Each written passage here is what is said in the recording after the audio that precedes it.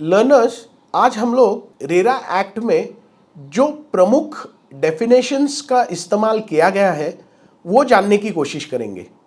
So the first definition is section 2D allotee. Allotee is nothing but a person whom the plot, the building or an apartment is being allotted. In short, allotee is nothing but the customer who has bought a flat from the real estate promoter. Section 2K, carpet area.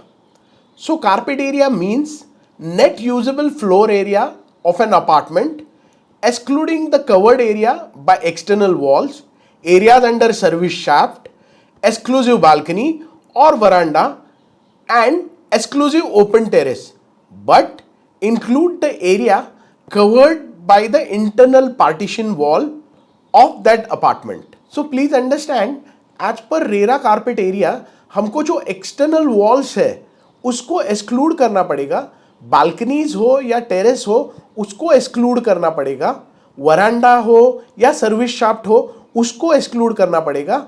However हमको जो internal partition walls है या door jams है उसको include करना पड़ेगा, तब जो एरिया मिलेगा उसको हम रेरा कारपेट एरिया कहेंगे. The next very important definition under this act is section 2ZK, the promoter.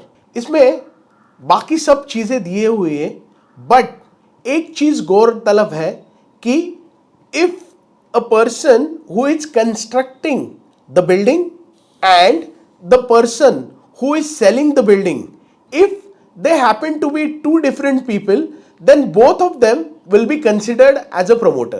ये चीज हमको ध्यान रखनी है. The next important definition is section 2ZM, real estate agent. A real estate agent can be any person who met or who introduced the allotee and the real estate developer.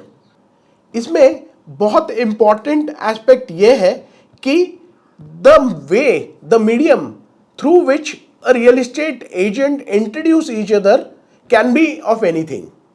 Also, it is important to note, ये जो fees उसको मिलती है वो by way of commission हो सकता है, fees हो सकता है या फिक्स रेम्यूनरेशन हो सकता है. Also, he can be called by any name like broker, dealer or middleman or whatever name you can call him.